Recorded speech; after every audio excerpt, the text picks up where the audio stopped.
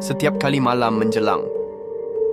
Satu malam, aku dengar orang ketuk pintu rumah. Jam pukul 2.20 pagi. Aku buka, tapi tak ada siapa.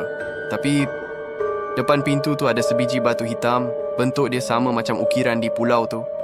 Dan dalam plastik lusinar, ada sekeping gambar. Gambar aku masa kecil.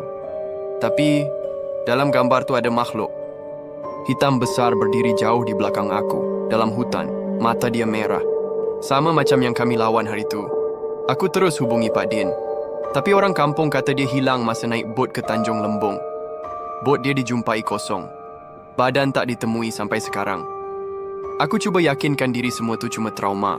Tapi makin hari, makin banyak benda tak kena. Komputer aku terbuka sendiri tengah malam. Skrip yang aku tulis padam sendiri diganti dengan ayat-ayat pelik. Aku tak mati. Kamu hanya tutup satu pintu. Ada 7 pintu lagi.